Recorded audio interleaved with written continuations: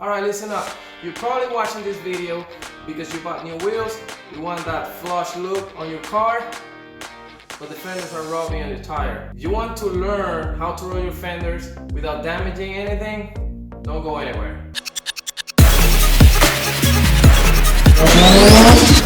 Welcome back to Tony West DIY. My name is West, and this is the first 2020 video. I hope you guys have a wonderful vacations. Spend time with your family, with your loved ones. You know, everybody have resolutions for a new year. I am too. 2020, I'm expected to bring a lot more content, better quality videos, but my English is still fucked up. That hasn't changed. Want to appreciate the 309 subscribers that I have so far. And if you're new to the channel and you don't know what Tony West DIY is, I basically own an Acura RSX and an RX-7, and every time that I have an issue or I want to upgrade something, I record everything step by step so you guys can benefit from it and do it by yourself and save hundreds. So on to this episode, as I mentioned before, on my RSX I still have the 2005-2006 Type S wheel. Those are 17 and 7.5 wide. Before I was running 205, 45, 17 type. To explain a little bit of what those measurements means, 205 millimeters is how wide the tire is.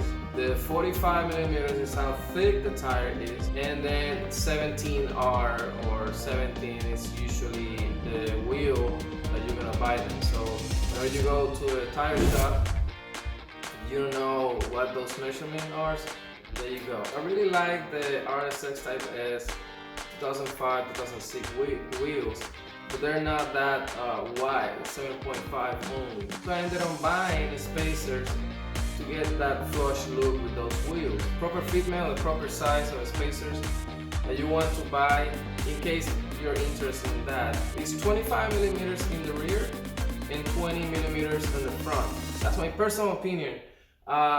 People run 25 square on all four tires, but again, in the front it kind of stick out a little bit. So I think personally 20 millimeters in the front is perfect. So I needed to change tires, and instead of going back to 205, I wanted to see how the car looked with 225, and I really like the look. The issue is that since I have 25 millimeters in the rear, it's rubbing the tires.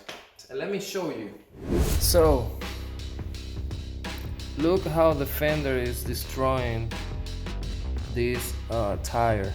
That's 25 millimeters spacers with 225 tires. All right, and this is a close up to the fender. This is the part that you want to roll in. The issue with that is can damage the fender. I'm gonna show you guys the proper way to do it without damaging anything, and let's just jump at it. All right, let's talk about the tools that you need to do that. So you need a roller fender and you need a heat gun. Let me show you. All right, so this is the fender that we're gonna use today, and then the heat gun is around here. I think this one cost me like $14, so that's why I bought it. So we'll see, but let's get to it.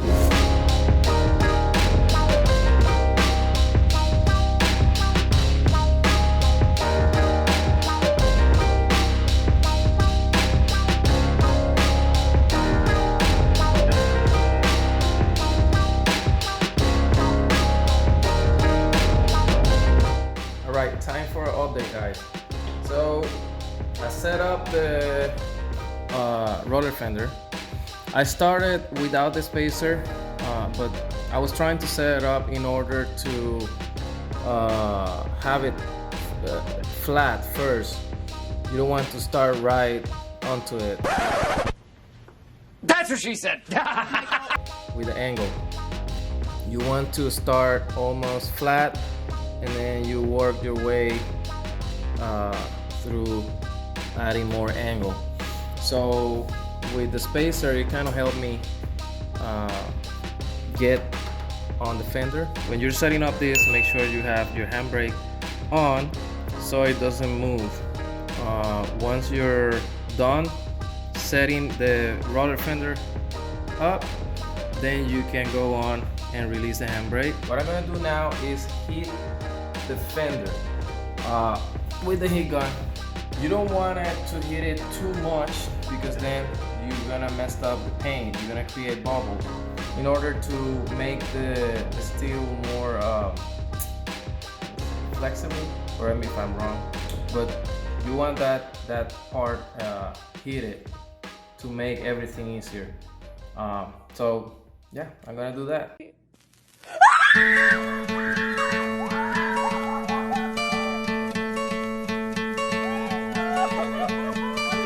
Hope when you take that jump, you don't feel the fall. There's no way. Hope when the water rises, you build a wall. No way. So if you are interested on the Tony West DIY swag, just hit me up on Facebook, Twitter, or Instagram, Tony West DIY. Continue with the video.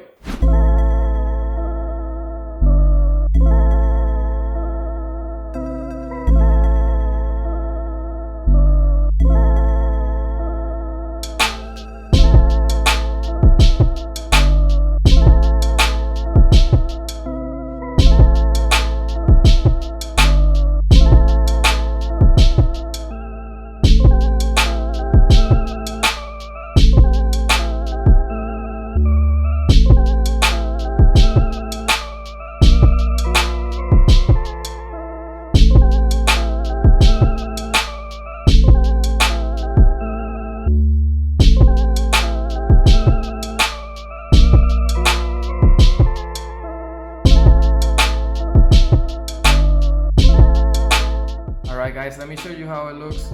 I put a big ass lamp here in order to show you. So this is how it's supposed to look like. You can see in the border. I know the light is kind of block the light, but you see the fender, how it looks. So now this way, whenever the car goes like that, it won't cut the tires. And yeah, if you can see, there's no damage at all. Something that I forgot to mention, make sure if you use spacers, make sure that you get the hub eccentric ones, not the ones that are flush. These help to prevent vibrations. So it's an easy process that you can do yourself, and you don't have to pay anybody. The only thing that I will say is you have to be calm and you have to hit it and go slow, part by part. Just remember the angle. Just start your way flat and then start giving angles. You ended up something like that. So I'm gonna do the other side. I'm running out of battery. I'm not gonna cover that, but I really appreciate you guys. Like I said before, please subscribe if you're new to the channel. Don't go away, don't go anywhere without pressing the subscribe button. You will support me a lot. Just remember the Tony West DIY swag. I have this jacket, I have a couple t-shirts that I showed you earlier, and if you want more information about them, just PM me. If you have any question on how to do stuff like that, you can send me a PM on Twitter, Facebook, or Instagram, Tony West DIY, or an email, tonywestdiy@gmail.com. This is it for today's episode. Thank you for watching until the end, and until next one.